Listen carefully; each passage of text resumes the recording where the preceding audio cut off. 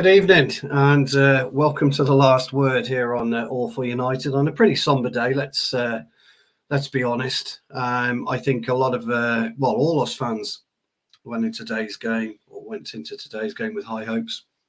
I think on the back of the 4-match winning streak, we expected better from this group of players.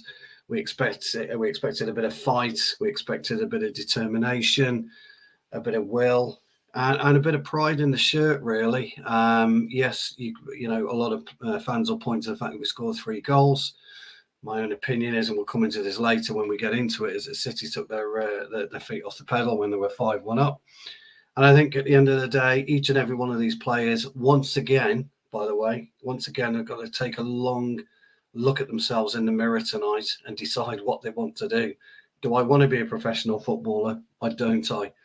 Because you cannot go and play that type of game and find it acceptable as a professional footballer. As a professional person, you cannot do that. So anyway, I'm your host, that's Stu Woolley, sitting in once again for Callum Stone. Cal might be making a surprise appearance from a pub car park at some point this evening. I'm not really sure. Again, I've got a brilliant panel with me. I've got Marcus. Marcus, you okay there, fella?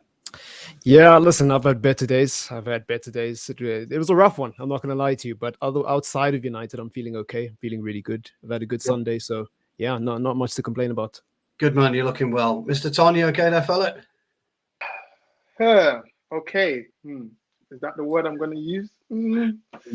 Probably. It's one of those days, isn't it? Just one of those days.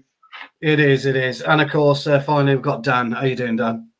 Yeah, I'm good, thank you. Frustrating game, but obviously we'll get into that and give our opinions to how we feel about the game. Yeah, definitely. Well, look, let's get into it, lads. My overall opinion was, and I'll keep it very, very brief. I thought look, this type of game, if you're in that dressing room and you're looking at your manager for leadership, you need to be doing something else rather than playing football. Because if you cannot get yourself up for a game of this magnitude against your bitter rivals who have steamrolled you for the past 5 years, and you don't want to grab that game by the scruff of the neck, suffocate the life out of him, so much so that when Guardiola went in at half-time, he had to perform a tracheotomy just so they could breathe. And we didn't do any of that. We were standoffish. We were weak. We were mentally weak. There was no aggression in us. I mean, Marcus, you know my feelings on the way that football should be played. I'm Dan, just in case you don't know, I'm old school, mate. I'm an old man. I've watched your videos, I can tell. Oh, you have, yeah. And I like proper football. But Marcus, just give us your overview. And then, guys, just come in, Mr. Tom come in after, and then Dan come in. And just come in and vent your frustration. If you can see any positives, let's talk about it. Let's have a nice, free-flowing debate about the game and how we feel about it. I mean, honestly, I don't even think it's old school at this point, because, I mean, you look at Man City, they're a modern team, but all the principles that you would want in a Manchester United team, they have. Maybe not in terms of style of play, but in terms of character, they have it. I mean, one thing that's not being talked about enough when it comes to Manchester City is the fact that Laporte didn't start the game, okay? Diaz was missing, so they had Ake, and I don't even recognize the other fellow who was playing next to him. Cancelo, we know what he can do going forward, but he's not the best fullback in terms of defensively. Then you've got Kyle Walker, who is known for his athleticism and not really much else.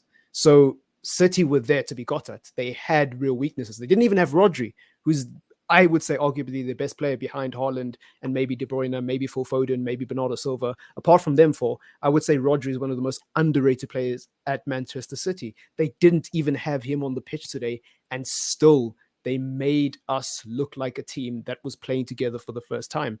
And the thing is, for me, what's frustrating is I can handle losing to Manchester City. There's no shame in losing to the Premier League champions. But when you're losing and you're conceding 6 goals whilst doing it, you're not tracking and following your runners. You're not doing the basics in terms of playing a 5-yard pass. You're not actually seeing the body language and the camaraderie of a team that actually has pride. It really hurts as a fan, because we as fans, we wait the whole week, we get excited. You know, some fans travel to the stadium, spend lots of money on whether it's food, drinks, transport, and the actual tickets themselves. There's international fans who obviously wake up at ridiculous times to watch the game. There's people who pay monthly subscriptions to services to watch this team, whether it's MUTV, Sky Sports, or whatever it is. I personally use Showmax these days. I'm paying money to watch this team, and they can't even track back. Millionaires. I'm actually spending my hard-earned money to watch them, and the least they could do is track back. That's the least they could do. And Varane, I was disappointed with him as well today. Like, we'll get into individual performances, but he's supposed to be a world-class Rolls-Royce defender. I've defended him. He's one of my favorite players at the club. But today, I don't care what people say about Haaland. At least try to track the runner. If you do everything in your power, you slide across, you try get a boot in front of the ball, and you just can't get there, that's fine. That's fine. It's Man City. Haaland's one of the best players in the world. I can stomach that. But there were a couple of occasions where it's like he looked over his shoulder, he saw Haaland was right there, and then he just let him run past. It's like, elementary stuff. And that's the really frustrating thing. It's the lack of effort, it's the lack of concentration, and just the lack of mentality, Marcus, you're right. I mean, it is defending 101. Look, Haaland's header, Haaland's first goal, there's a lot made out actually about Eriksen marking him. Now, we all know Varane was off the pitch at the time, but basic defending tells you that if you can't see your man, you touch and feel. You move your arm around you, you touch and you feel. Now, one of the things and the reasons you do that is because A, you gauge exactly where your player is, and B, you can slow him down. You're not going to stop somebody with Haaland's power, his strength, his physique. What you're going to be able to do is stop him slightly, which gives you enough time then to gain your own momentum to either get in front or at least make a challenge. We didn't even do that. And that's the reason why Haaland scored. It's very, very poor.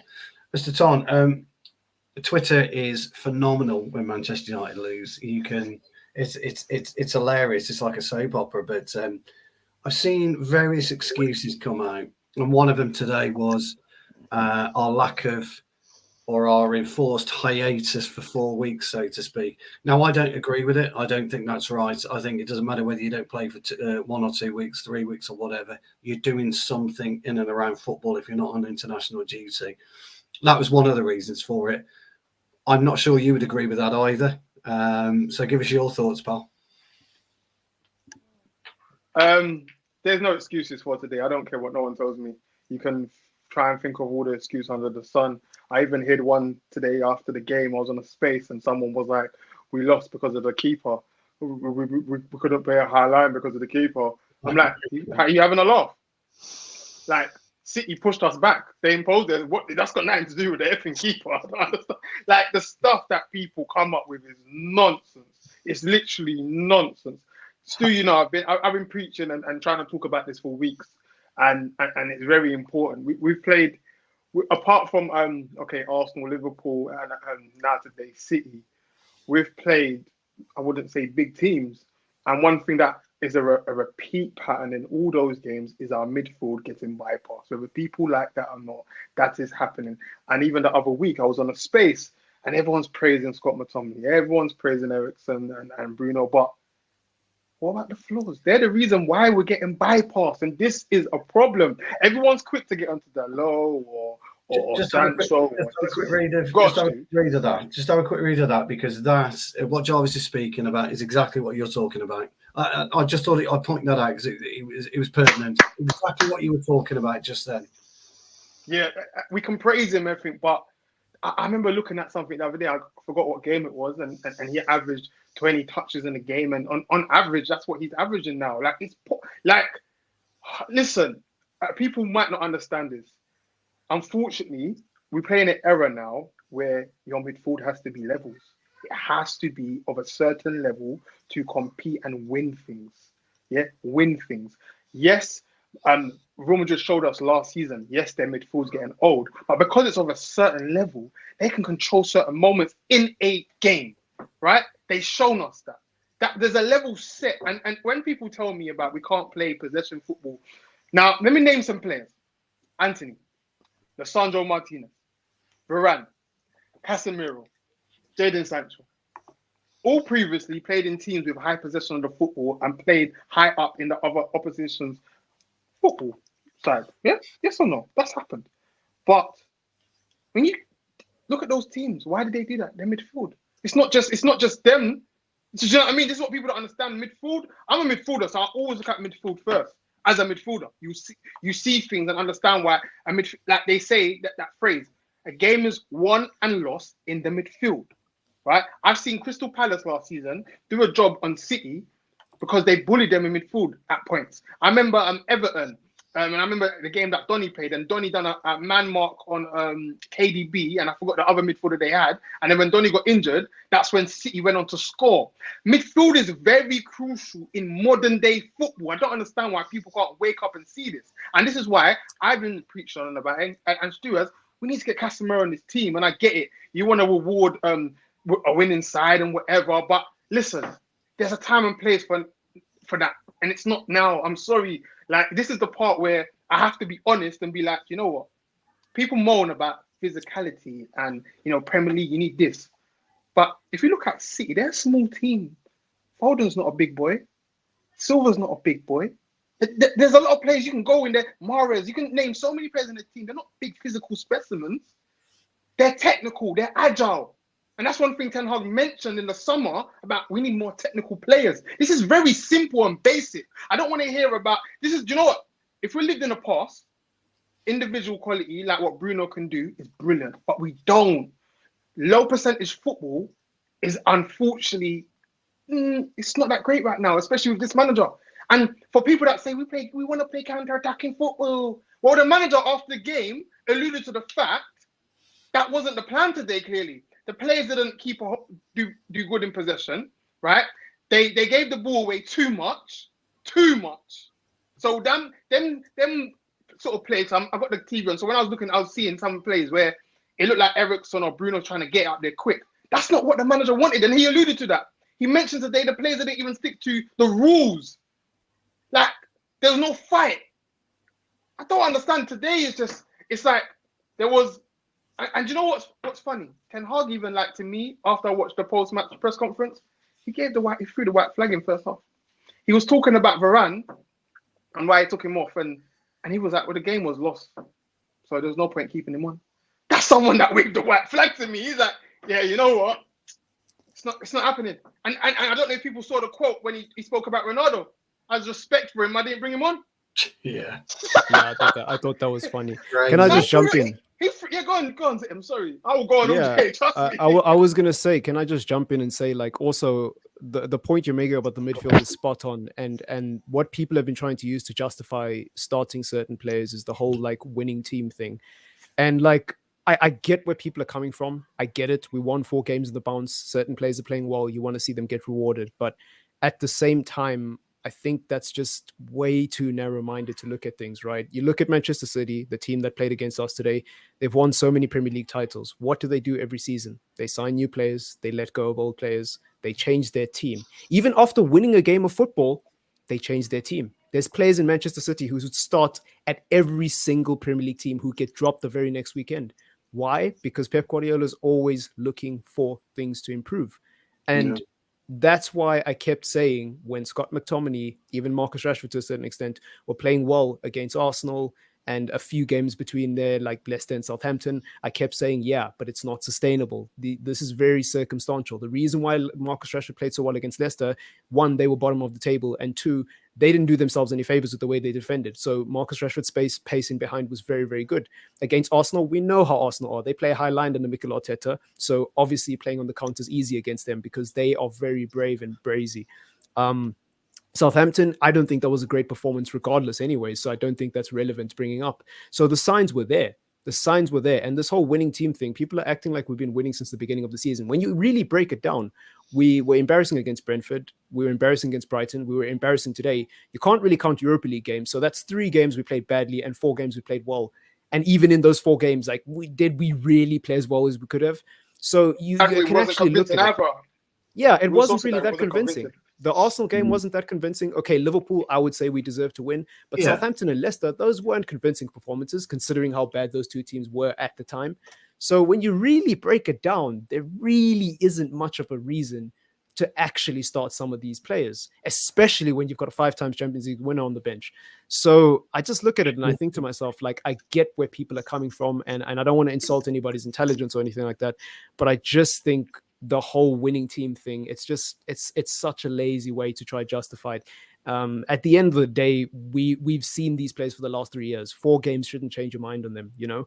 So I 100% agree. And look, it isn't even about attacking individuals. It's just about realizing that there was no balance. There was no balance, because one thing Scott McTominay has done well this season is off the ball. He's actually been very useful. Defensively, he's been very useful. But the thing is, you can't just be good off the ball. Like, if you're going to be a central defensive midfielder, you need to distribute as well. You know what I mean? So it's like Scott McTominay's good at one thing and he's not good at the other, or he's good at this thing and he's not good at the other. So when he gets the license to go forward, we know what he can do, but then it's like he's useless otherwise. You know what I mean? So I just don't get it, man. I think Ten Hag needs to bring Casemiro into the team and just cut his losses with this experiment. Let's bring Dan in. I'll jump in. Yeah. Come on, Dan. When it comes to Dan, quick. I like your cat, by the way. I like your cat in the background. But no, so when it comes to McTominay, last year we can say that he was a very terrible and average midfielder. We can all agree on that. With McFred and partnership and everything like that, it just wasn't very good. But I think McTominay's issue, and as well as Fred's, was always that they don't track their runners. So when you want that as your holding midfielder, it's kind of a bit of an issue when you want your holding midfielder who's supposed to track your runners. McTominay doesn't track his runners. So it just makes no sense. And I think in a game like that, that's where you don't play a player like Eriksen. I don't know why we played 2 creative midfielders when we knew we were going to be on the back foot for the majority of the game, because I thought that Bruno or Eriksen were just wasted in that game as a whole. So I just think that you would have played Casemiro and McTominay in a game like that, but that's just my opinion, because I think that certain players were wasted.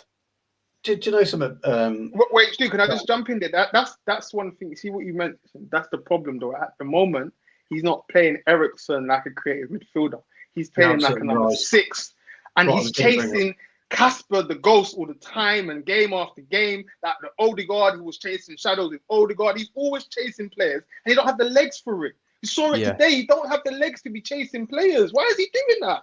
Eriksen's even said himself he's never played this position before, and he said that he'll just do his best, but it just makes no sense. Personally, right now, I'd either play Eriksen's number 10, I'd drop Bruno completely, I'd either drop Eriksen, I'd drop Eriksen as the number. I'd either play Sancho as a number 10 or Eriksen as a number 10, because I don't understand why. Because Sancho's best performance, best season at Borussia Dortmund was when playing as number 10. But I don't know if that would work in the Premier League, but it's just something you might have to experiment with. Well, I think with modern day football, but back in the day when I was growing up in the 70s and 80s, it was a very rigid system. It was a 4-4-2. You did play the odd 5-1, etc., but it was quite rigid, really, in the way at 4-4-2. But you guys are absolutely right about Eriksen. He's wasted in there because he's chasing shadows all the time, because he's desperately trying to win the ball to do something with it. And then what you've got to do is you need a very, very disciplined 6. Okay, and a disciplined 6 doesn't have to be anything special on the eye. He just needs to break up the play, disrupt the play. There you go, Christian. Off you go, mate. Go and do what you've got to do. And I'm going to be there to protect you. And that isn't happening with McTominay. Just before I go on, we have a very, very special guest. The gaffer is in the house, guys. The gaffer is in the house. So let's bring him in. Oh, no, we can't get it. We can't get you in. Oh, yes, we can. Here he is. The governor's in the house. I thought you said governess for a minute then. Well, I was thinking about it. We're just talking about... Evening, Ben, evening. The lads were making a pretty pertinent point about the middle of the park again. And Eriksen being used incorrectly. So, give us your thoughts on the game as a whole, and maybe you could have a chat about McTominay and Eriksen. Yeah, do you know what? I completely agree. Well, I sort of agree with Tom, but I think I slightly disagree. But I'll get onto that on one thing. I was speaking to my dad today, and it's funny how the narrative goes, especially within maybe some fans versus other fans, in the way that my dad used the excuse that Eriksen's been our best player so far this season. So, of course, he had to play today. Well, no, it doesn't give you a God-given right to play in any game if you're not going to suit a certain system or a certain way of playing against a team like Manchester City. Eriksen's issue is he's good when he's got the ball coming into his feet to then pick out a quick pass if there's someone there in a position to find them, but he's not good when he's got the ball and he's got time to dwell on it, and he's not good when he's got the ball and he's got a City player running at him and closing him down, or he's then got to be in a position to close down a City player. It just doesn't work. He's not a 6 and he's barely an 8. So that's the issue we've got. And by the way, just hit on one other thing as well. I watched Paul Scholes' overlap the other day, and he was talking about how it's really, really good. And he was talking about how, and I'm going to sort of stand up here, but this will make no sense, about how he used to receive the ball and it was on the turn. He was on the side the whole time. Whenever he received the ball, his body was open. Too many times today, Scott McTominay got the ball and he was like that. Yeah. He just had his body was not open. He wasn't ready to play the pass. He wasn't fluid in the way that he was trying to play through City's midfield, because let's face it, they barely had a midfield. It was literally like 2 number 10s and 3 forward players, and every time they got the ball, they had about 7 players in United's box. It was ridiculous, and it was brilliant at the same time. What an amazing attacking team, by the way. Phenomenal. But the one thing I did want to just quickly hit on is the Casemiro thing, and also about United's weakness and where we lost that game today. And I think it shows shadows of last season. United's biggest issue is we've got a team of players that don't trust each other on the ball. That's United's biggest issue. Yep. And Mr. Ton, you've hit on it, and I put it in the comments earlier. When I was watching that first half, all I had in my head was you going, Sancho's ball retention rate, Bruno's ball retention rate. They can't keep hold of the ball. No. For the life of them, they can't keep hold of the ball, and they don't trust anyone else to have the ball. The only way United fix this for me, and I don't know if this is what you sort of said, Ton, or I think you said that you didn't agree that Casemiro is maybe the right player to come in now. I think he really is. I think you need a player who can dictate the pace of the game. I think he needs to have the ball, and United need to slow down. We just need to slow down as a team. We need to play through him. He needs to stand there. He needs to stand in the back 3. We need to take maybe a step backwards, a yard backwards to go forward. I think we need to take Rashford out of the team. It's quite clear. Martial came on and was so much better when he got hold of the ball. He kept hold of it better. He was just and by the way, can I also put this out here? If Martial solves the problem, then the issue's bigger than we think it is. Like, I'm just throwing that out there. So this is where United are at the moment. And this is where I think United are struggling. We've got a team of players who don't want the ball, aren't very good on the ball, and we can't keep hold of the ball. That's the problem. And we're just no good at keeping hold of it. We're no good at retaining possession. Whereas City, when they've got the ball, every time, right decision, right pass, forward quickly, straight away, they trust the next player with the ball in a tight position. Boom, let's go forward. Let's find the number 9. Here's our out ball. And that's my issue, or sorry for harping on. I think the problem with United is we have a group of players that don't want the ball and aren't very good on it when they've got it. And I know that sounds ridiculous, but seriously, that's where I'm at. No, Ben, you made a good point. You see, and I've said this before, and this is the bad thing that some people don't understand. And one of my mates said it before as well. So, and we're gonna see it eventually with Anthony. So you see with Sancho, he's not. It's like people think he's Messi or this winger that's gonna. The problem is with him, he can't receive the ball. First of all, he shouldn't be receiving the ball on the halfway line. That's not him. If anyone watched him at Dortmund, that's not him. Right, he's not that sort of player. He's a very much, if you put him in City's team, you'll see it. Final third player, sort of, trying in those pockets in space. That's not him. And you're going to start seeing with Anthony, if the midfield is not set up right, and don't get me wrong, Sancho did lose the ball a lot of the times, but if the midfield is not set up right, then you have Sancho now in the position on the halfway line all the time, and you have these the wingers on the halfway line where they shouldn't be, right? And if you look at City, and I've mentioned this before on the panels, if you look at City and where they're, and not just City, but the top teams in Europe, where their wingers receive the ball. Go look at where Vinicius Jr. receives the ball. Look at where Neymar receives the ball a lot of the times. Mbappe receives the top 4s in Europe, where they receive the ball, it's not on the halfway line. What are they playing on the halfway line for? That's the problem. And this comes down to a lot because of the midfield issue we have. And it's been an issue for years now. And it's continuing to be an issue. And I don't understand why we haven't solved it. This is the point, and I actually, Ben, I should tell you, I've actually been saying Casemiro needs to come in. I've been saying he needs to come in. Regardless if Ten Hag didn't want that type of profile, he needs to come in and start, because I saw a Leicester, when he did come on, he was trying to calm it down, because I remember him chasing Bruno and telling Bruno, calm down, right? Play it simple. But instead, Bruno kicked the ball long. I remember this. But that's what we need in there. We need a calm head to tell people, no, let's keep it simple now. You need a natural leader is what you need. Bro, it's so frustrating because why everyone's been praising this midfield, I've been coming on there week on week out and saying, we're getting played through. Our midfield's getting played through. Well, why are you praising them? Can I also just say, it's funny you make the point about Madrid, because I was actually watching them tonight. I forget who they were playing against because it's still La Liga.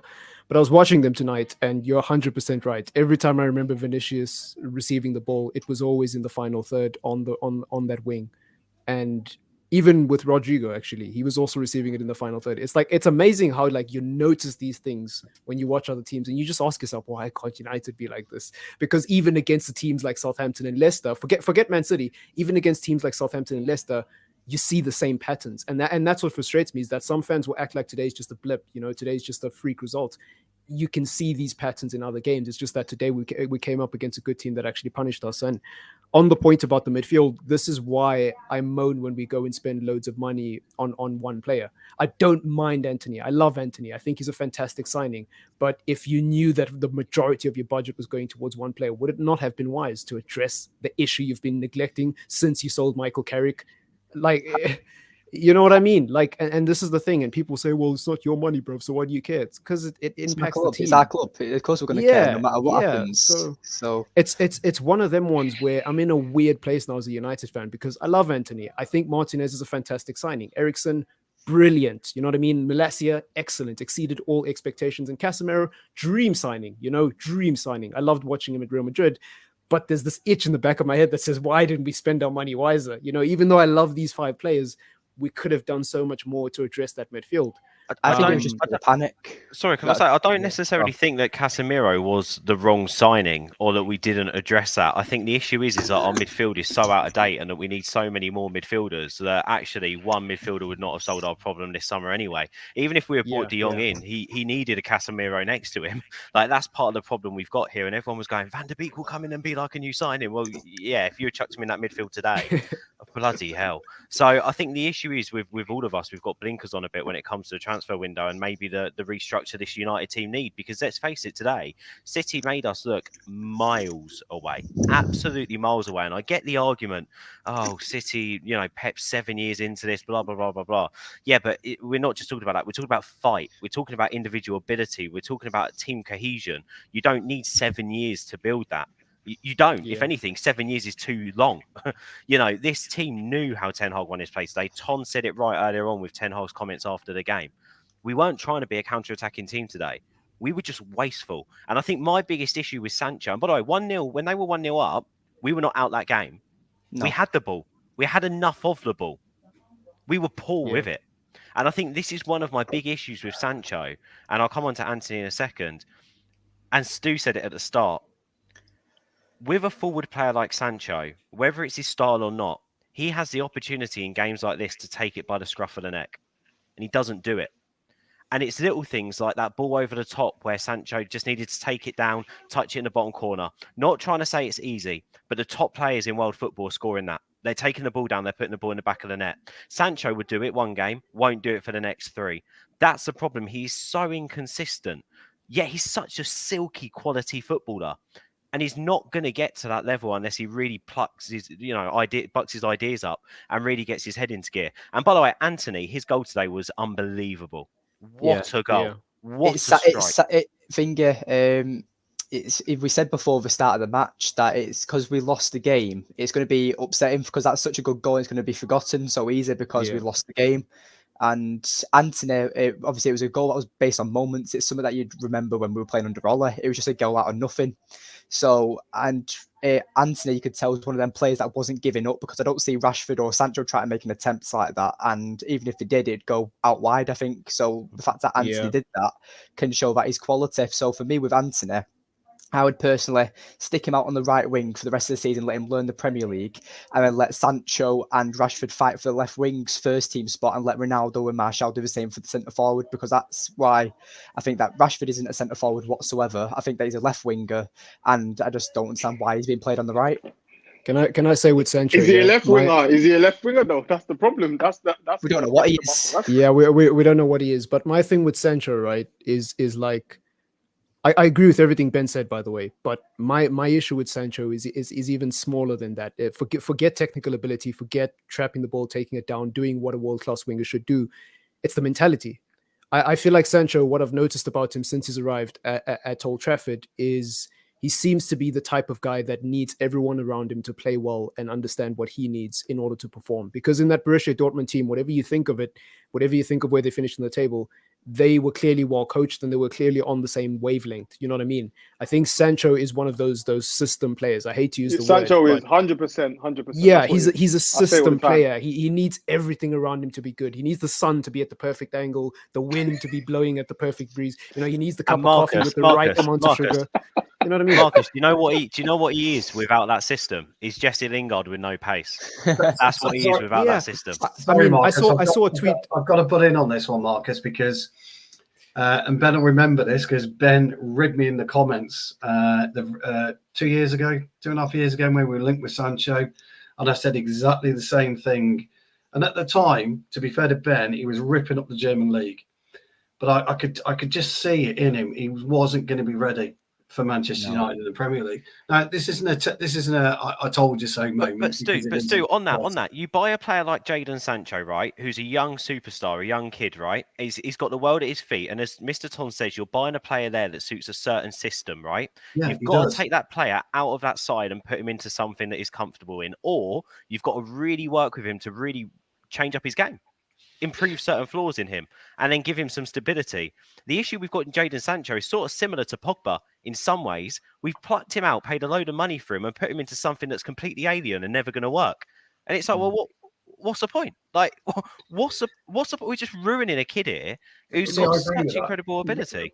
Ben, there's another player. There's another player we done that to, and this is why I say that I said it today on the space. They're the exact same, and everyone's going to come to see it soon. Sancho and Donny van der Beek. They need everything around them to be perfect. Everything. Because the way they want to play, 1-2s and link up, unfortunately right now, we don't have the individuals or the players. Who really plays 1-2s with Sancho? Who really? Think about it. It's only Eriksen, and ironically, Eriksen is too deep to do it. Only Eriksen. I vividly remember them in the Arsenal game within the first 10 minutes having a little 1-2 moment, and then it faded away. You know, it's only Eriksen. And Eriksen is too deep to help him. That comes back to what Mr. Tom was saying about where Vinicius takes the ball. He'll take the ball a third into the opposition half, at least a third, sometimes even halfway into the opposition half. What he'll do two things with it. He'll either take it back to goal, he'll flip in, he'll go, or he'll knock it in first time into a crooner or whoever, and then he'll receive it back on the wings, and then he'll attack the diagonal. No. That's basic football, by the way, guys. Ben does that on a Monday night. You know, when Ben was talking about how you take it, McTominay takes it as a flat. He takes it flat, and that's his problem. When you take the ball flat, i.e., static on the ground, you've got nowhere to go because you can't turn because your legs aren't wide enough apart to be able to turn left or right. He takes it flat, and it's a real problem. So it can only go one way, and that's back. One of the best exponents ever to play central midfield in a very, very simplistic way was Jan Molby. He was quite a big, portly bloke, but his touch and his vision and his passing was tremendous. But he did the simple things, and he made the difficult things look simple because he didn't over-try certain things. He didn't try to get it and run 50 yards with it. He ain't got the pace, and he knew he ain't got the pace. You've got to work with your limitations as a footballer, and McTominay doesn't do that. Sancho isn't doing that at the moment. I absolutely 100% agree that Donny and Sancho are system players. But whereas an individual, if you suddenly got to realise, when's it going to dawn on you? I'm not going to the Qatar World Cup because I'm not fitting into Manchester United. Why aren't I fitting into Manchester United? Because I'm not working hard enough, or I'm not trying to embrace the system. There's something he's not doing that's preventing him from flourishing. Because there's one thing I do agree with you, Ben. I absolutely agree with you wholeheartedly. He had the world at his feet at Dortmund. He could have gone anywhere. Could have gone absolutely anywhere, but chose to come to Manchester United by his performances. Well, can I show you guys one more thing, right? Because this scared the absolute life out of me, and I've got to do a runner because I've got an hour journey back home, right?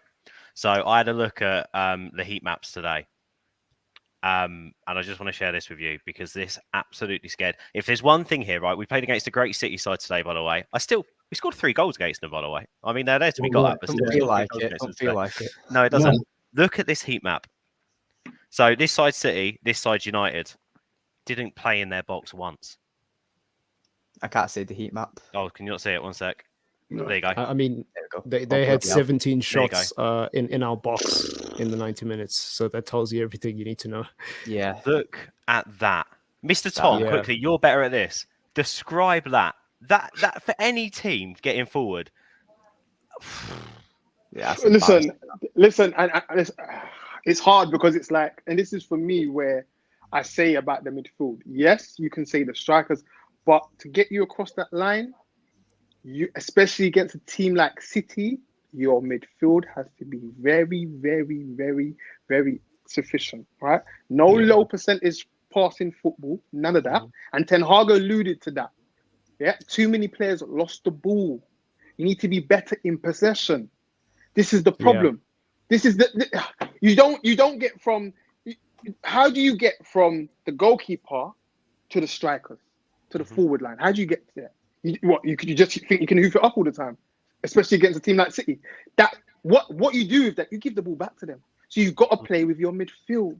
It's very simple. What you said, Ben, about Scott McTominay is perfect, right? Because when I've coached kids, one of the fundamentals I coach them is that when receiving the ball and how you receive it is very important. Because when you receive it, you can receive it and take two players out of the game just by your first touch. And if you take Man City's defenders out of the game, if you look at all their forward line, all their midfielders, all of them can turn with the ball, are agile, or can do certain things. All of them. And this is where, what I think, Ben, you alluded to it, we're outdated. Who in our midfield does all that sort of stuff? We're out. How are we so behind? When's the last time we bought a sort of a ratty midfielder, a Modric type midfielder, a De Jong sort of type midfielder? They're out there. I can say loads of them off the top of my name that no one knows about. They're out there. These midfielders are out there. Why are we buying the Freds? Why are we sticking with the Scott McTominay? I don't understand it. I really don't understand it. I don't get it. I can go on about this all day. I just want to jump in quickly about Erling Haaland. Obviously, we've know about his ability today. He proved it yet again. He's an absolute machine. But do you think United set up to defend him too much? Because I constantly watched United players, at least 2 to 3 United players were constantly around Haaland no matter what, which allowed players like Phil Foden, who are as dangerous as Haaland, to get in behind and be as free. And even though Haaland scored 3 goals against us, it didn't really work. I don't think we marked him enough. I don't think we played him out of the game enough. Yeah, we did. I'll tell you what happened today, Dan. Our fullbacks were exposed.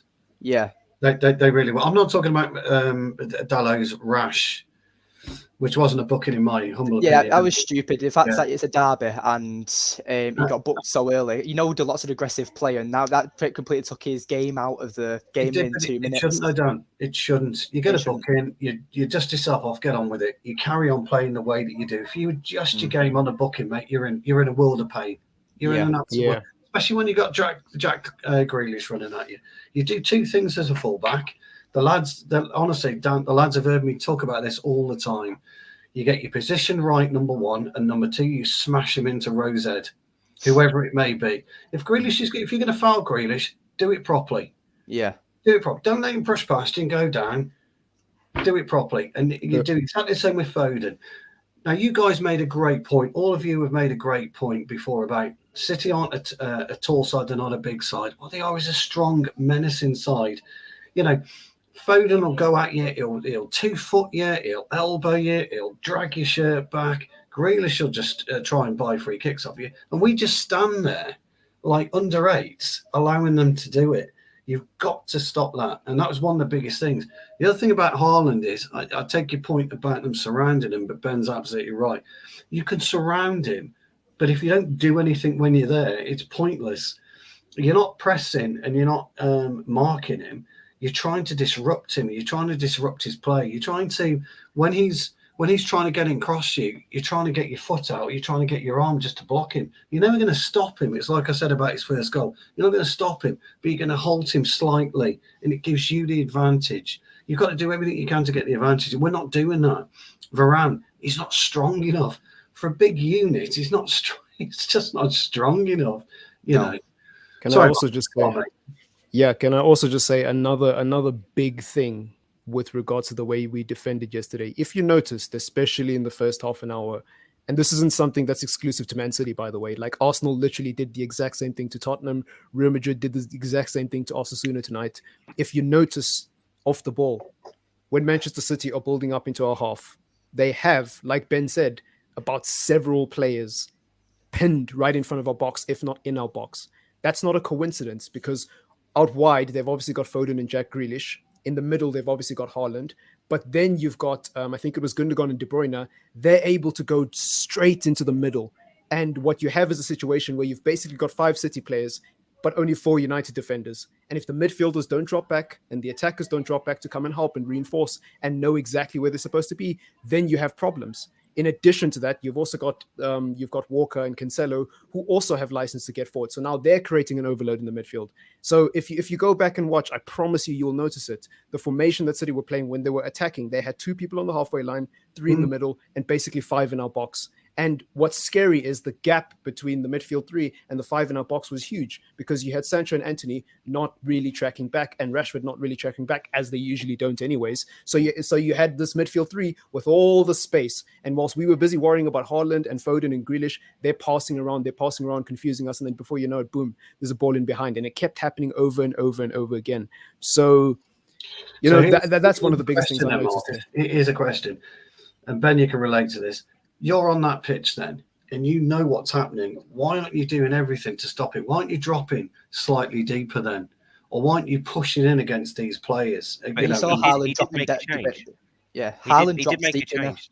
No, he made the change. But he made a change, right? When Dalot got that yellow card, I don't know if you guys noticed this, but McTominay started going out to the right-hand side.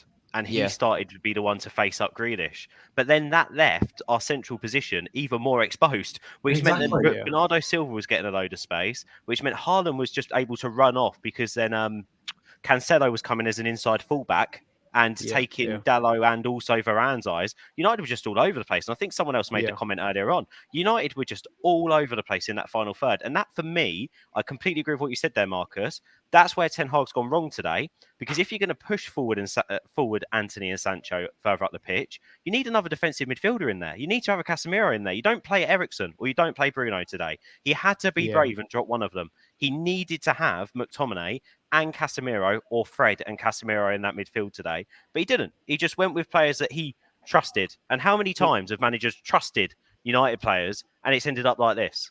But here's the thing. Casemiro, if Casemiro had been there instead of McTominay, he wouldn't have gone and faced up Grealish. He would have moved across 10 yards, but he would have made sure that he could cover both angles. He'd have made sure he could cover the middle and cover Grealish if necessary when Grealish was coming in. That's what a clever central defensive midfielder does.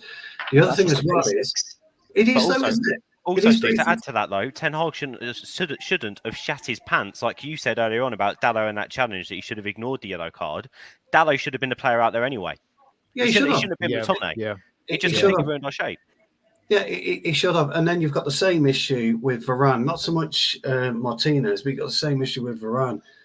And actually Martinez and Malacia today, because the amount of space, because everybody's pushing over towards Grealish, that they left Foden, it was criminal. Every time the ball came across him, he was in 10 yards of space. We can't shuffle. We can't shuffle from left to right as a unit. It's virtually impossible for us to do that. I don't know why, because again, it's basic football. You shuffle left and you shuffle right as a unit and you stay together, but we don't do it. It's because we didn't have a Casemiro in there, or a McTominay or a Fred. It doesn't really matter whether you play Casemiro, McTominay or Fred. Your problem are McTominay and Fred. It's not Casemiro, it's McTominay and Fred. And then you've got Bruno, unfortunately, which, well, he's just playing in thin air at the minute, the lad. Has Bruno played well like all season, or since he's got a new contract? Because since he's got a new contract, he's gone proper downhill. And he's playing in thin air. He doesn't. I don't think he knows where he's playing. He's just playing completely in thin air at the minute. It's a real problem for us. Yeah. I think also another thing with Bruno is, like, again, I actually feel like even though we played well against Arsenal and even though we've gone on the streak, I just don't think him and Eriksen get the best out of each other. I think they actually repel each other and make each other worse in a way.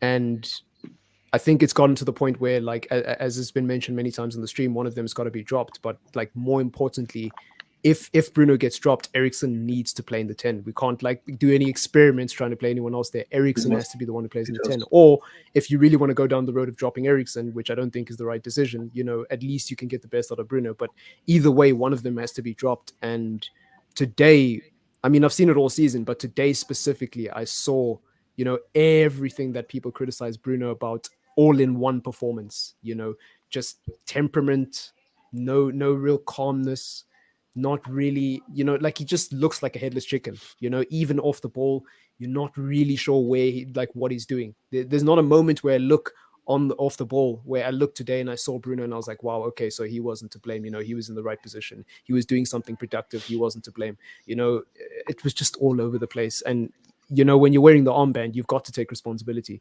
You've got to be the one bossing people around and at least making sure that you yourself are in the right positions. And I don't think he did that today. I mean, everything you could have done wrong. I mean this in the nicest way possible, right? But we're all in agreement here. Sorry, that the reason why we play a 4-2-3-1 is to accommodate Bruno. That is literally the only reason, right? Yes. Ben. No. Wait a second. Oh my days! He said it. Hold on. No, Guys. you know why? I'm gonna bring a point here. If you take it back to the preseason friendly, right? The last preseason game, the Rayo game, when Bruno didn't play, we played a very fluid midfield which rotated. Eriksen, Donny, Garner. Bruno wasn't in it. It rotated and it was very fluid because Bruno wasn't. I went to that game. Was it Rayo Vallecano we played? I would like to remind you of something, Ben.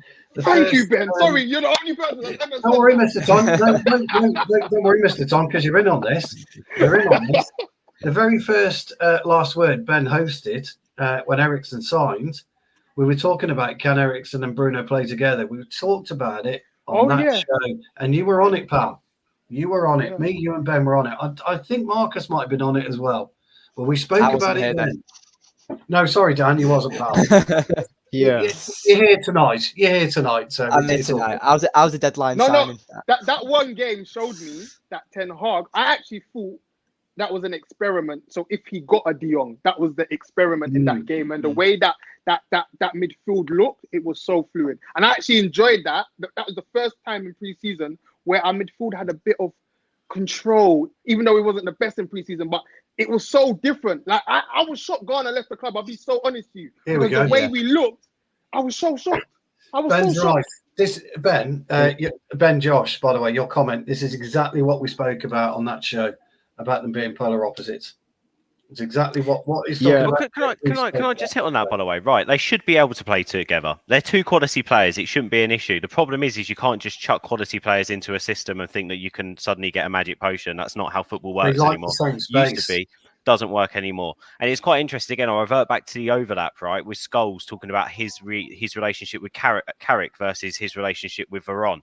And it's an interesting dynamic when you've got that trust in that player next to you to allow you to go, to allow you to stay, to allow you to be able to play the game how you want to play it.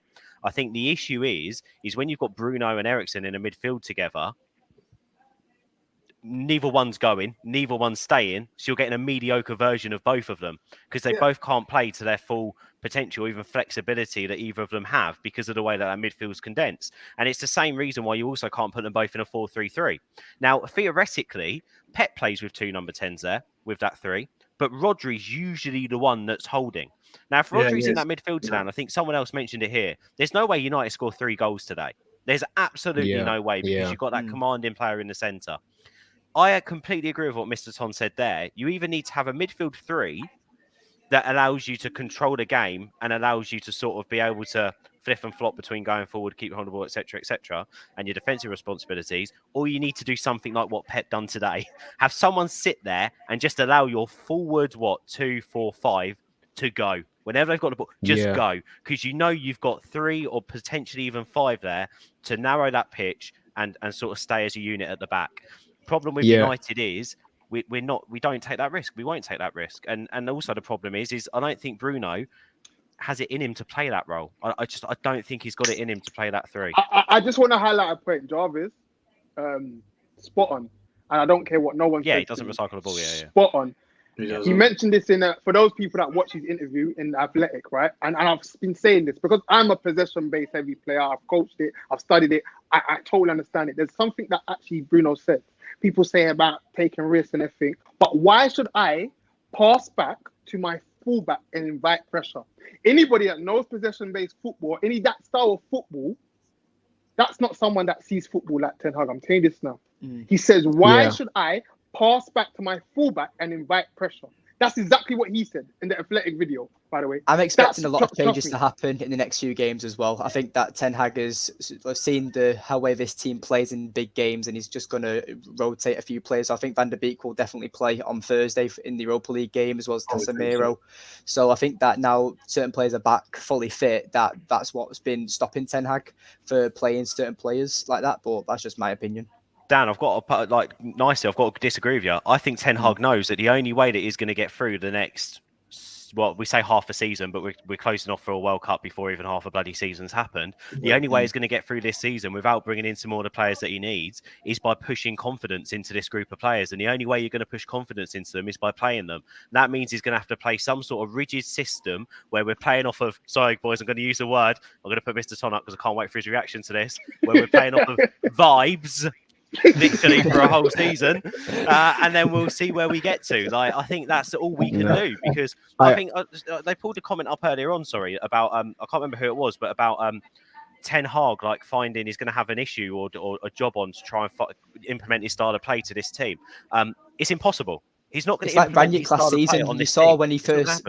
Like Rangnick, when he first came in last season, we had that good half an hour against Crystal Palace, and then players just went back to the way they know how to play, like under Rolly or something like that, and their average style of play. But I feel like how annoying is that though, right? You're a professional footballer, you're at the top of your game, and you go into default mode. Exactly, it's embarrassing. It's embarrassing. Don't get me started. Yeah, I know. Rangnick wasn't a good manager. I can safely admit that Rangnick wasn't a good manager. But I'm just talking about how the players didn't listen to Rangnick. That was my issue with the players when under Rangnick. So even though Rangnick didn't do well as a manager, I think that even though he wasn't kept as a manager, we should have still kept him for like signings and stuff for another season, because I think him and Ten Hag would have worked well to get deals. And when we were going for likes of Rabiot and Arnautovic in the summer, that was just completely embarrassing because the Glazers full on panics, and then obviously that's when do you know something, guys? Rabiot would have made a huge difference to the way that we play. Well, and Arnautovic is the top goal scorer at the moment in Serie A, or joint top goal scorer. Yeah, I wasn't about Arnautovic, but Rabiot, because he's quite a tough tackling, really effective player is Rabiot. Very, very effective. But unfortunately, the fan base look at it and think, I'm not saying you, Dan, I'm just talking about the fan base in general. Oh, what we're getting Rabiot for 7 million, when we can go and get Casemiro as an example for 60 million. But sometimes a 7 or 8 million pound player like Rabiot, who's constantly picked for PSG, constantly picked for Juventus, constantly picked for France, he's got qualities. He is just an absolute pain in the arse, along with his mother.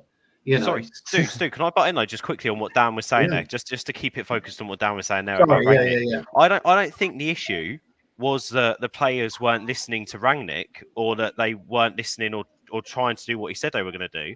I think it's impossible for them to do what Rangnick wanted them to do. They weren't good enough. They're not the right type of players to play in the same system or philosophy that Rangnick wants to play football. I've never looked at it like that. I mean, I've seen the way David Alaba talked about him when he plays for the Austria team, and they seem to agree with how he plays, but maybe that's just different types of players. But with the Austria team, you've got a pool of players that you can pick from to suit a system. With United and a squad, you've got a squad of 22 players or whatever that is, who've got to go out and play each week in this system to represent your team in all different levels. The problem is, and we're seeing it now, these players can't play Ten Hag ball. Like, they can't play Rangnick ball. Like, they're not good enough. They revert back to the Ollie way of playing because that's all they can do. Like, they can't. Can I just also add? For me, I actually agree with both of you. I think it's a combination of the two issues. One, I don't think they're good enough, anyways. But two, I genuinely feel like they're not trying enough. Like, because I agree with that. No, because there's an easy way to prove it. There's an easy way to prove it. When Klopp first arrived at Liverpool, he didn't have the players to play how he wanted to play, but he did it anyways. And Liverpool got hammered. But you could see what they were trying to do. You could see the patterns. With United, it would be a different story if we lost 6-1 to Manchester City today. We didn't even score 3 goals, right? Like, just a hypothetical. We got battered, but you could see what the players were trying to do. What Here's a makes question, it hurt Marcus. even more. Let me just jump in a second, Marcus. Sorry, I just want Yeah. to talk about when we lost to Brentford 4-0. You know how Ten Hag completely changed the squad, and he dropped Maguire and Luke Shaw, for example. Do you think, like Klopp, if he got battered 4-0 by Brentford, do you think he keeps the same team and drills into them about how he wants them to play, or do you think he just goes to Plan B and change the system completely? He probably wouldn't have kept it exactly the same immediately after the game, but I think long term, what Klopp has done at Liverpool is he's just stuck to his guns, and I think, even though we know these players are stubborn and even though we know that there's an issue with player power, I really, really hope that Ten Hag doesn't fold and doesn't give these players what they want, because then the cycle just continues. Because then next summer they don't get sold. If we go back to the system that suits them, Bruno's going to score a lot of goals. He's going to get a lot of assists. Rashford's going to score a lot of goals. He's going to get a lot of assists. We're going to paper over the cracks. We're going to be sat here, maybe making top 4 a season from now, going, actually, you know what? It's not that bad. We might be able to grind out a result. We might be able to get through the group stages of the Champions League. The cycle just continues itself. For me, I would love nothing more for him to just stick to his guns. And even if it means we get embarrassed every week, just ride it out until the end of the season, and then in the summer you say, right, now this is how I want to play. I think he's already gone back low on that. I don't think, like, I agree with what you're saying. He's dropped his standards a little bit. I'm not saying he's dropped his. I'm not trying to say he's dropped his standards. I suppose what I'm trying to say is, and Mr. Tom's probably the better one to talk about this. When he first came in, he's obviously tried out different systems. People forget with Ten Hag, he's also a very pragmatic manager. People forget that. Like, he's not just hey, I'm Eric Ten Hag and this is the way I play football. He's also quite a pragmatic manager in the way that he approaches football matches, and he sets up game to game sometimes, very much in a way that Sir Alex used to do. He didn't just used to sit down and go, hey, I've got a footballing philosophy. This is how I'm going to attack this game. This is how I'm going to attack the next game.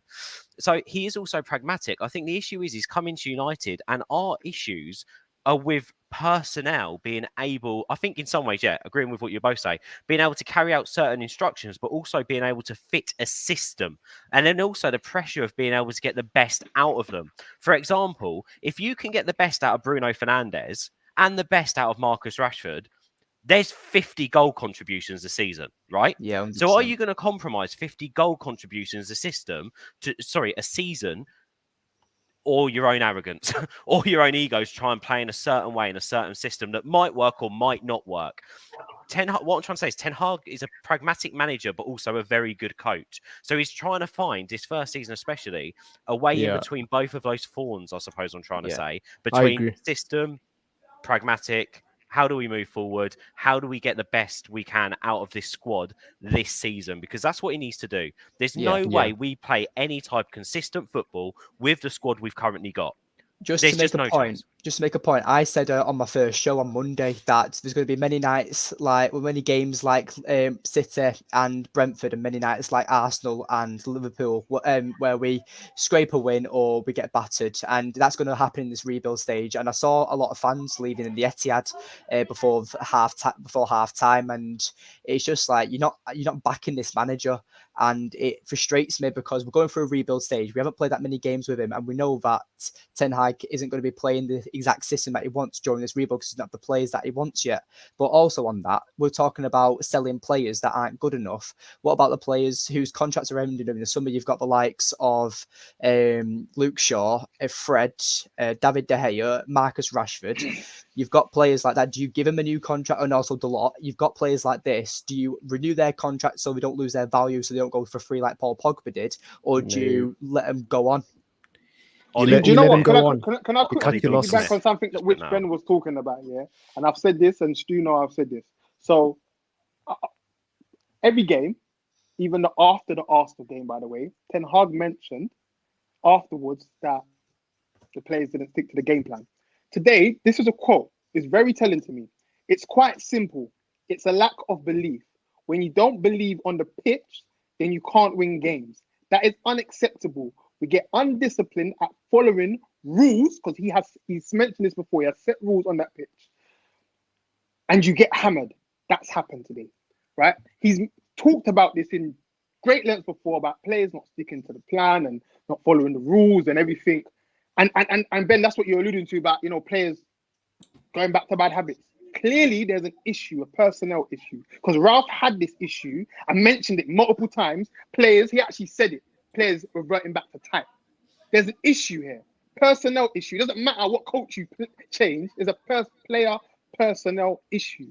But Mr. And Tom, it's let's not get that hard. wrong, by the way. That is a quality. That is a footballing Yeah. quality. That's a footballing asset. Like we talk about mentality and also like confidence and not just that, but also like you say there, concentration. That's a quality you can have. That's a skill you can have within football. So let's not get that wrong. Like that is something that you need to either improve within yourself to make that better, or you've either got it or you haven't. So Yeah. that's where the manager's got to make. Sorry, Marcus. I know Can, you. can I just say, like, the thing is also, I think we've reached the point now where we know this squad, about like, forget technical ability, forget talent and skill.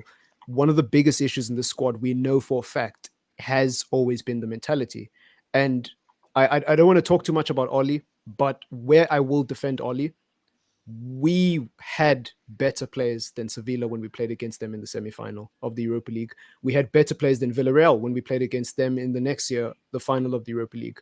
We had better players when was it against? We didn't have better players than Chelsea under Lampard, but I think we had enough to win that game, and we bottled it. It was the semi-final of the FA Cup in the COVID season when there was no fans in the ground, and we made top 4 that season, but still we bottled the FA Cup. We made so many semi-finals on the Oli that we could have won, and on paper we should have won, but we bottled it. And we know why we bottled it, because these players just don't have it in them. So I agree. As much as we talk about tactics, as much as we like to be constructive and find reasons and things to talk about, we all know that the real issue is that some of those players, as Roy Keane would say, are bluffers. They're pretenders. You know, they're millionaires who get, you know, arms put around their shoulders and they get told that they're the best thing in the world. You know, they're the best thing since sliced bread, and they're untouchable, basically. And I think if the only way to mitigate that issue is just to keep playing players on merit, keep dropping people, keep reminding people that they're not, you know, invincible. You know, I hope he does that with Bruno. He's done it with Maguire. He's done it with Ronaldo. He's done it with a few other players. I hope he does it with Bruno as well. It might not solve the issue. We might not become a better team, but at least it gives that reinforcement to us as fans that we know, that Erik ten Hag knows, that he cannot trust some of these players. You know, I hope he doesn't just stick to the same 11 and just, you know, Marcus, I think it comes down to my favourite phrase, Marcus: player responsibility, mate. And that's what it does. It comes down to player responsibility. You are responsible for your own game. I've said it before, and I'll keep saying it. And most of the players, they're lazy. A lot of our first team players are lazy players. You know, they're not willing to put in the extra work. They're not willing to, you know, as I said before, go into the analytics room and study Erling Haaland, study his movement, look at what he does, because you can stop a player like Haaland. You just got to work at it. It's quite easy to do. Look at De Bruyne. Go in and watch his movement over the last 10 or 15 games. What does he do differently, and what does he do the same? Where does he position himself at any given time when they're out of possession and in possession? Does he prefer to take it on the 30-yard line or the 10-yard line? Where does he like it? Because that's where I need to position myself in between the two. That's what football is. Again, it's basic stuff. Me and Ben were having a conversation about his wonder pass on a Monday night months ago. And he said to me, he said, Stu, what would you have done? Get me the United team, by the way. Yeah. Would you have anticipated an outside of the foot pass, or were you waiting for a swinger? I said, look, as a forward, you've got to be prepared for anything. I'm watching you, and I'm watching your body language, and I'm waiting for that pass to deliver. I'm going to adjust accordingly while the ball's in the air. The guy's waiting for it to start, you know, to drop.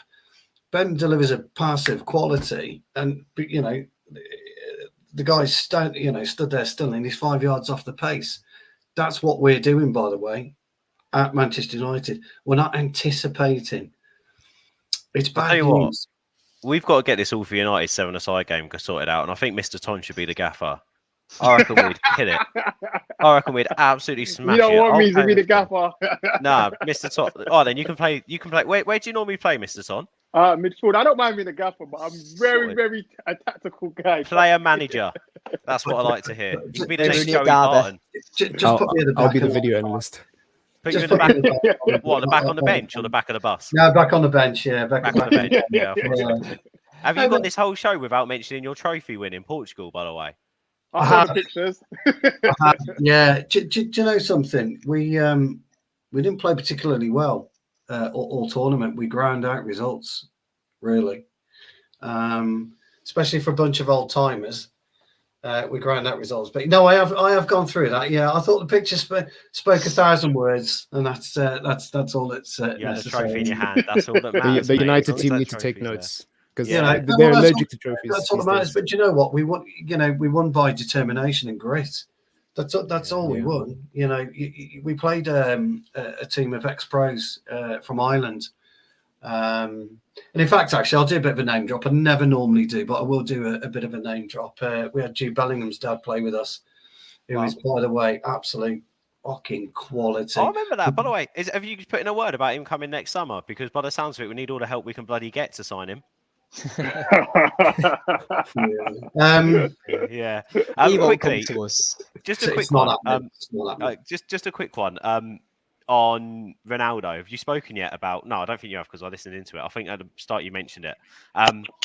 About this whole Roy Keane comments on Ronaldo, and then Ten Hag afterwards, some of the comments he made. Also, I don't know if you've seen that Piers Morgan had piped up, Gary Neville's piped up as well. Yeah, I've seen it. I've seen it all. I've not seen it. No. I don't think he should have started today, by the way, by no stretch of the imagination. Even if we're picking players on form, he was absolutely abysmal during the international break. So I don't think there was any argument for him to start today.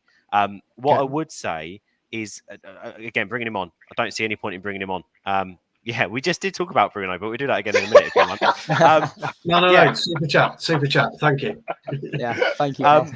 But on that, just quickly, I do find this whole Ronaldo dynamic really interesting. Like, why do we keep him at the club? I sort of don't get it. I think he's going in January. Yeah, but this is my thing.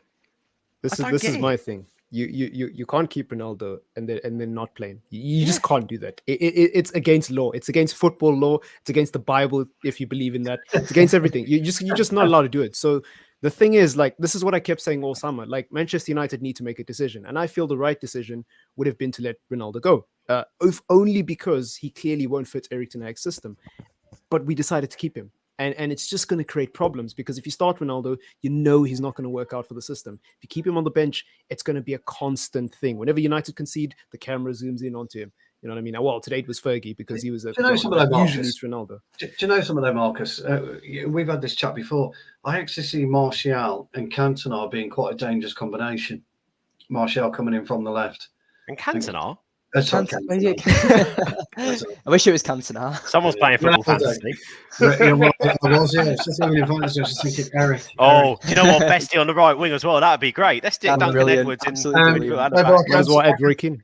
I made a YouTube short saying who would you bring back next legend? Who would you bring back to the derby? I said Wayne Rooney because of the overhead kick and stuff. Because I think that Rooney's a player that would have. Oh, that's just matching my Beckham maybe, yeah. But bring Beckham back into any team. Cantona. I didn't get to see Beckham, unfortunately, so I said I went with players that I've actually watched, not off YouTube clips. So my point was, I think Martial and Ronaldo would be dynamic together. Martial cutting in from the left, Ronaldo up front. I think one thing that Martial does better than Ronaldo is he can play with his back to goal. That's why I like Martial so much. He never used to be able to though. He never used to. Really poor with his back to goal. Really. I know, poor.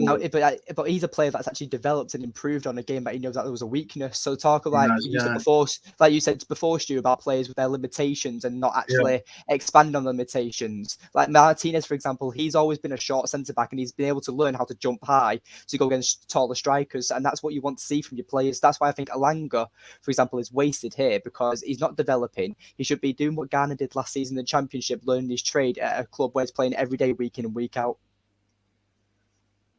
Yeah, I wouldn't You know what? To that super chat, because it was a super chat, Bruno was amazing. Bruno was amazing. I can't believe the boss didn't acknowledge it. I can't believe the gaffer didn't acknowledge it. It's a shame is that Canadian dollars as well. That's a shame because if that is US dollars, that'd be worth about 50 quid at the moment in UK. I tell you something. You'll have Abdel on the phone to you saying, "Can he have it?" Yeah, probably. That'd buy him a beer, wouldn't it? Can I just say, man, like he's got to be dropped. You know, he has to be dropped. It just has to happen. Like, who gets the armband? I don't know, because I mean, I guess Maguire's going to come back if Varane's injured anyways, but he's got to go. He's got to go. Like, you can't lose 6-3 to Manchester City and starting. I said the same thing about Maguire, by the way, when we lost 4-0 to Brentford. I'm saying the same thing to Bruno again because he's captain. He's got to get out of the team. There has to be repercussions for the absolute, shambles we saw today. I think we should do some player ratings. We never usually do that. I think we should. Oh, actually don't do do some player that. ratings Don't today. do that. Oh, come on. I think that's a good idea. Just because I want to give Lindelof a 2 for his defending on City's third goal. Was it third goal or fourth goal? It was a Can't fifth goal. remember. Fifth goal. goal. That was it. You guys might crucify me for this, but I reckon Lindelof was the best of a bad bunch because I honestly think Varane was terrible. I honestly think he was the worst, and he played the shortest amount of time, which is I didn't sad. think Varane was that bad, but then No, again, neither I do just I. thought that first half performance was atrocious. it was But Also, my biggest yeah. issue with that first half wasn't actually the defence, and although we scored 4 goals, which is absolutely baffling to say, by the way. However, one of the goals, the ball from De Bruyne, was absolutely out of this world around the corner to Haaland. And then the corner.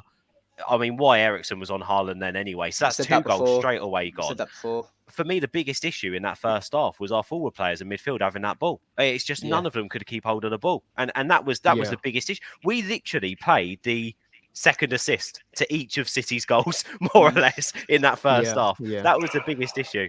So, yeah, I don't know. I didn't think the defence was the biggest issue today, to be honest. Same with Martinez. Didn't think he was that bad. I didn't think Malacia was that bad. I mean, I know he had that issue for the 4th goal, but I still don't think he was awful today. When Malacia got his yellow card, did you remember the pass that Rashford made where he was in the middle of the halfway line and he made that terrible pass in which caused Malacia, a City player, to pass it, and then Malacia had to pull a player back to get the yellow card? And it's just like laziness like that is what's costing our players to get yellow cards and stuff like that. And it's like the domino effect that if one of them fall, we all start falling. Yeah, just basic football, lads, really, wasn't it? Yep. I mean, let's be honest. It all boils down, I'm afraid, to basic football and 2 pairs of eyes and 2 ears. You listen and you look on football, and that's 2 how you feet as well. progress and you defend. So, just out of interest, Mr. Tom, what was Bruno's rating for today? 10. great. For me, I'll be honest with you, every player was a minus, man. No one so that Is that even possible? Do you know what? Yeah. I said it. I was on a space after the game, right? And I said, there was no fight. And that's one thing I've even said on the show the last couple of weeks is that the defense and the way that the fight, it's been infectious for me as a fan to watch. And there was none of that. And that was before I saw the manager, whatever he said. I watched him. Then he said the exact same thing. Like you could see it. It's like they was defeated before the game even kicked off. They weren't there. They weren't up for it, man. They weren't up for it. And that's the unacceptable part, Mr. Tom, because you should be up for a game like that. You should be absolutely buzzing. Can't sleep the night before. Can't wait for the whistle. We didn't play enough experienced players, I don't Someone think. mentioned it earlier. I don't know who it was, and they mentioned about Anthony. And you saw it in the second half. He's like he played for himself. He had that little bit of fight. He played for himself there. He had that little. He scrapped a bit. He did. Yeah, he did. Yeah. Can I just say very briefly, right? Because we haven't talked about Marcus Rashford. Just very briefly, I remember, I don't know if Neil's watching the stream today, but Neil was on my case on Twitter, okay, saying, you got to apologize to Rashford, blah, blah, blah, blah. He's proved you wrong. It's like, guys, we got to stop doing this as a fan base. I see it with Martial all the time. Actually, today, there were accounts after we scored the 2, after Martial scored the 2 goals in the second half, there were accounts actually saying, oh, we lost 6-3, but at least Martial's back. And I'm thinking to myself, like, when will we learn as a fan base? When will we learn? No joke, in my group chat, I was like, the worst thing about today, is that Martial scored 2 because Martial FC is going to come out in force. Exactly. That was the worst thing. It's the same thing with Rashford. Like, I get it. He's scored goals. He's been very vital in us getting the 3 points, but his performances haven't been that amazing. Yes, he won the Player of the Month. Yes, I'm happy for him. I don't know how he won that, to be fair. Yeah, it's just not sustainable. It's just not sustainable. And today we saw it again. Oh, God. Sorry, this is a myth. This is a myth. Rashford's played well. It's a myth. He scored a couple of goals. He's not played well. That Arsenal game, Stu, you'll remember this because I was tweeting it and you sent me a message afterwards. I tweeted Rashford needs to come off at half time in that Arsenal game. I tweeted it because he couldn't keep hold of the ball. It was really poor. And then obviously he runs through, used his pace, couple of really nice finishes, well done. Rashford's a very one-trick pony. I described that on the first on Monday where I said he's very one-trick pony. Unless he is running at you one-on-one, that's all he's good at, in my opinion. Issue with Rashford is he's played in the 9. He doesn't know what to do. That's the issue. He can't. But don't he say that's his favourite position? Don't he say he first played in the middle? doesn't know where to to be. go in the box. Doesn't know where to go in the box. Doesn't go in the box. He then tries to come short like Martial does, but can't keep hold of the ball. Look, I like Rashford, so I'm sorry. This sounds like complete Rashford slander. I like the kid, but we need to, like you say there, Marcus. I think this is sort of what you're saying. We need to stop applauding mediocre performances and stop making them out to be world class when they're not. Like Rashford is not a number 9, and if you can't see that, but then again, this is me coming back to Ten Hag is trying to play a system here just to try and get the best out of players to give them some confidence so that we can get something out of this season. Otherwise, what have we got? We've got I mean, what was he supposed to do against Leicester? What was he supposed to do against exactly. Southampton, right? Because Martial was injured and obviously he doesn't want to play Ronaldo. Ronaldo's So not it's offering obvious anything. why he played Rashford is because the pace in behind and, but it's just, it's not sustainable, man. It's not sustainable. But I did predict this. I'm just saying, I said it on Spaces on the show. Before the end of the last season on the show, I said, listen, because of Rashford, the way he plays, he's not the best as a winger because he's not like a Mahrez or any winger that can create something. And what he is good at is running and just tapping the ball in. And that is how Ten Hag's going to utilize him, because you've got to try, like what Ben mentioned, you've got to try and somehow utilize him somehow. And that's unfortunately one of his strong points, and there's no other way to use him. In the Arsenal game, the way Rashford played, he scored the 2 easy goals, right? Where we've got him behind and obviously scored easy goals, right? I think the Ronaldo substitutions was won us that game because it allowed Arsenal to push more forward, which allowed Rashford to make that getting behind run, which caused him to beat Arsenal's defence and score them easy 1-on-1 goals. Do you know what? On this comment, sorry, Stu, I know we need to wrap up, but on this, I think we've got to be subjective and look at this team, right? And I said it earlier on, right? The issue we've got with Martial, whether he comes into the team or start or comes in and out the team, he's shown nothing over the past 3 seasons that he can be a 15 to 25 goal striker. He's shown none of that. All he's shown is inconsistencies, and all he's shown is that he will come in and out of that team, right? That's the issue. Whereas Rashford, at least we have seen signs that he can get 10 to 20 goals a season. That's why he's persisting. Same with Bruno Fernandes in some way, which is why we'll see him play in the 10 and Eriksen dropped before we see Eriksen come in for Bruno Fernandes. Anthony's not scored the goals, but he's proved what he can give to Ten Hag. So he has got that position. There we go. So for me, like you've got to look at the backstory of these players and see why Ten Hag's doing it. This has got nothing to do with systems now. He hasn't got the team. He hasn't got the personnel for his dream systems. He's just trying to get the best out of a bad bunch that he can. And unfortunately, we're going to have these results where he puts his trust in players that he will just find out he cannot trust, and they will not be here in the next 3 years. They won't be, especially if we really stick it out with Ten Hag. And he would improve this side, and we will bring more players in. But it's a longer-term project than 1 season. That's the issue we've got. I just want to mention this, and I've said this before, once again, at the end of last season. We're going to have to do a show called Mystic Ton at this rate, because honestly... Listen, this manager we got when before they got Xavi, Barca wanted him. He wanted to stay at Ajax. Right? Pep said the end of last season, he can replace me. He'd be perfect replacement for me when I leave. He even mentioned it the other day. That's the type of manager that we have on our hands, and that tells you what type of profile of players he actually does like. If these sort of clubs are looking at him, and especially he didn't study the way his philosophy all these years to just throw it in the bin. He didn't do it. He didn't study it for all these years to just, you know what? I'm done with this philosophy. He's a typical Dutchman. They love possession. Even the Brentford manager's the same. He talks about it. That's it. People, eventually, like what everyone's saying, there will be change. In the next couple of years, you can see the profile players should change. Just remember that. Barcelona, and Pep himself said it with his mouth, he'd be perfect replacement for me. That's what people need to remember. And look at the players that we've got currently. Doesn't make sense right now.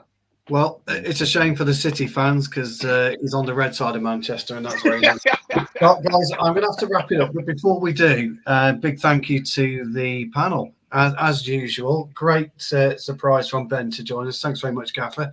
I had to get off my chest. Yeah, I know you did. I know you did. Cal was supposed to be joining us, but, it's his show, and I don't know where he is, drowning his sorrows in the pub somewhere. But guys, just before we go, can you give everyone your socials? Just before actually the guys do that, there's going to be a tactical review dropping at some point next week, or this week, should I say. What we're going to be doing, what we're going to be talking about, I don't know yet. It'd be myself and my good friend Abdul trying to dissect in a bit more detail.